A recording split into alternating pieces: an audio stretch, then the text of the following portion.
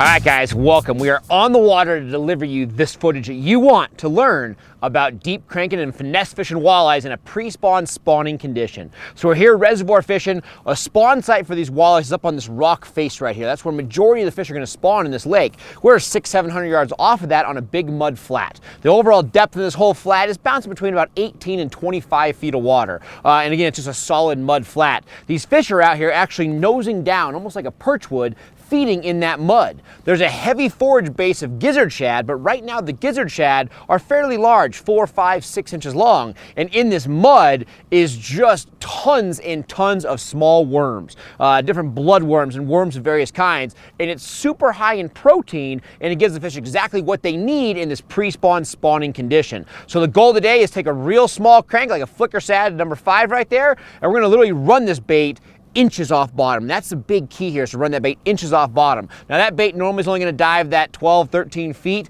but what we're going to do is actually use Leadcore lines. We're going to use 18-pound Leadcore, drop this bait right down there. It's going to take a lot of maintenance on my behalf. I'm going to keep the boat at exactly one speed. We're going to start off at 1.4 miles an hour. We're going to put it in the rod holder here, and I'm constantly going to be letting out line and pulling in line. I'm going to nick bottom and just barely back it up to where that bait is literally inches off bottom. That's one of the biggest keys to success, is keeping that bait flawlessly in that zone. The second you get up high, 6, 7, 8 inches off, all of a sudden you're above those fish, because they're nosing down, looking down, and literally picking up all these worms and all this food out of that mud. So speed and bait depth in that strike zone is absolutely key. So I'm gonna take a shorter rod here. So I got 18-pound Leadcore. I'm gonna run it right here kind of off the back. I'm gonna start off with about 120 feet of line out. That should get me right down in that depth where I wanna be. Then I'm gonna have a second rod out here. It's actually a longer rod. This is gonna be a 10-foot rod. I'm gonna be running out the side. I'm gonna run both my rods right here on this side of the boat so I can stand in one position to constantly let out line, pull in line, and be ready. Now, all the fish are gathered here, so you might be able to catch a 12 to 15 inch male, and you can catch a 12 to 15 pound female. So everything's gathered up here, so we're gonna work through those fish, find the right color, and hopefully be catching some serious fish. The only big thing that you really have to keep in mind here, other than that zone, is the use of Leadcore line. You don't have stretch. So we're very conscious of, when we do hook into a big fish, really take it easy. Fight with the rod, have a drag, maybe a little lighter than normal, just for the fact that we have no stretch in this setup here, to where a big fish takes a big run with these small cranks. Oftentimes you could lose that fish. So we'll be cautious of that. And you can see on the graph here, there is a lot of fish sitting right on bottom. We're gonna drop that bait right to that spot. It'll put right in their face, and hopefully we're catching here in no time. Oh, fish right there. They're just inches off bottom. I mean, this whole game is about inches. Literally, take out 2 inches of line, drops that bait down a half inch, and you're in that strike zone. It's crazy because it's simple, but yet so important to have that flawless depth gain. Like a decent fish. Now I tell you, no stretch on that Leadcore little short rod. Gotta just take your time. A lot can go wrong. He's gonna cross over on us. Try to keep their head down. You can see that fish out there. A ton of fish on the graph.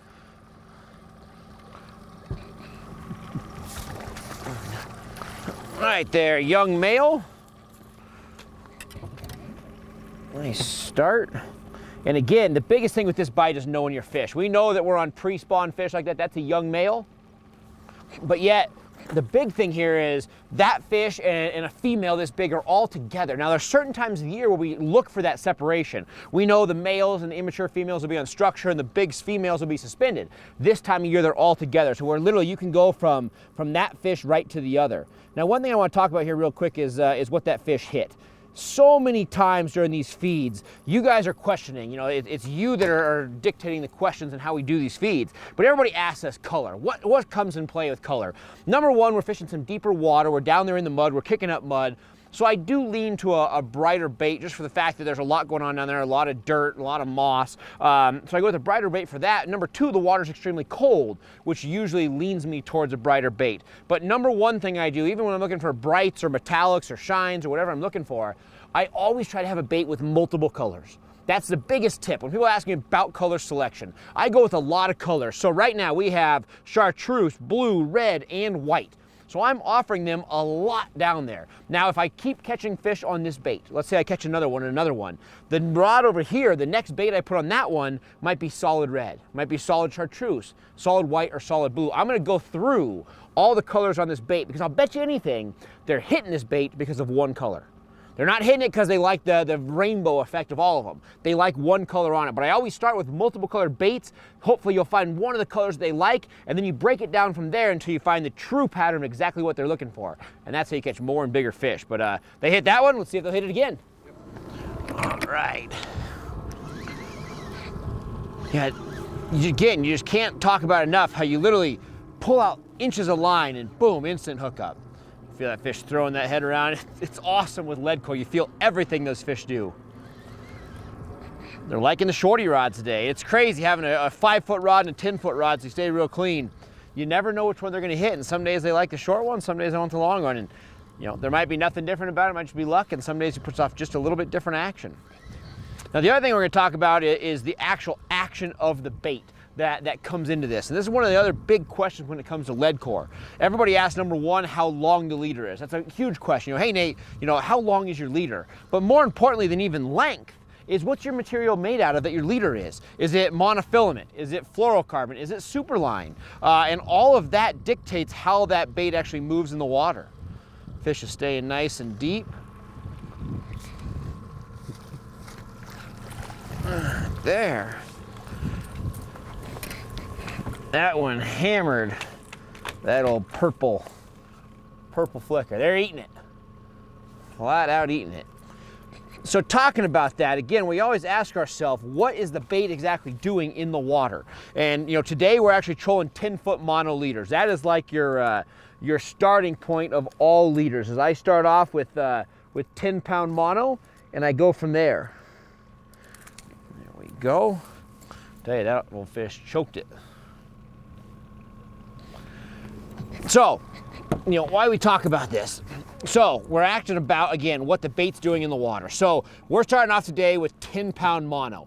And that's gonna do a lot to how this bait swims in the water. So basically, your Leadcore comes down, achieves your depth, and then from there, your mono actually flattens it out a little bit. The nice thing about mono with that no stretch of the the Leadcore, this actually adds a little cushion to it. So you're gonna get a little bit of stretch out of the mono, which is nice because all of a sudden when the fish takes a big hard head shake, you got a little bit of give right there to pulling out the hook. So our starting point, again, 10-pound mono is kind of like your bread and butter to start. But again, if you want more action out of the crank, so you want more action, more wobble, we use superline, using like a fire line per se. If you want a stiffer action, let's say you want that bait staying super straight, we'd use a fluorocarbon so we have more of a stiff line.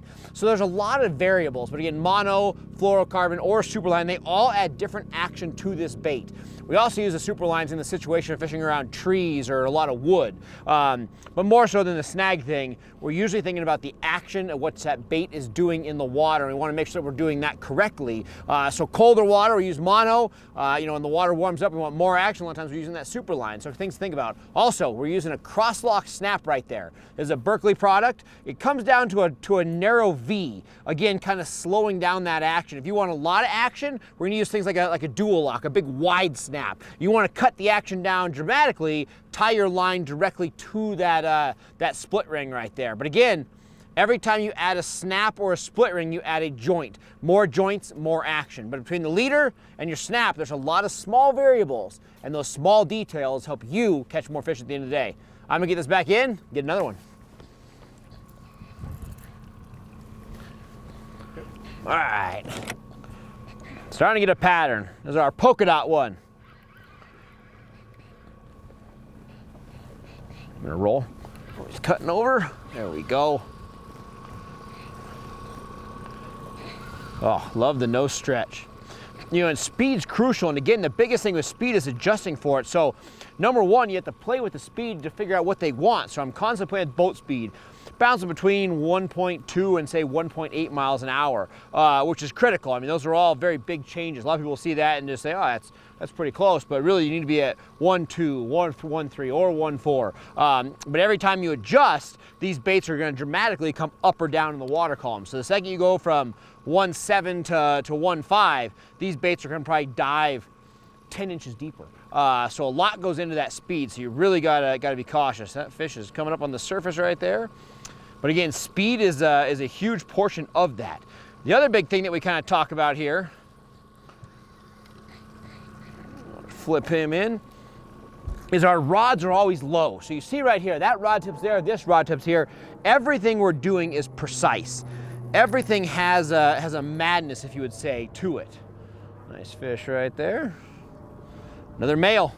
She's looking for that female. But as I put this bait back in, I put it back in our Fulby rod holder, you can see everything is level. We're using line counter reels. Everything's calibrated. Now this Leadcore is actually segmented. So every 30 feet it changes color. So if you don't have a line counter, you can still get pretty close if you don't have what we call the fancy equipment. So again, it's gonna get you close, but having a line counter, you're absolutely flawless. All our rod tips are at the same height. Everything we're doing is a machine to where once you catch one fish, put the rod back in, adjust to that depth, boom, 2 fish, 3 fish. It makes it easier having a pattern, especially when it's precision using this Leadcore, because again, everything matters. The minor details, the leader length, the snaps, the overall rod length, the amount of lead, everything comes into play. But you master it, I'll tell you what, catching deep fish and having precision and control while trolling catches you a lot more fish. Guys, I hope you enjoyed this, and bring your questions. I mean, right now, this is all about the live interaction. I'm here in studio, so you watch this, now ask your questions and let's talk about it.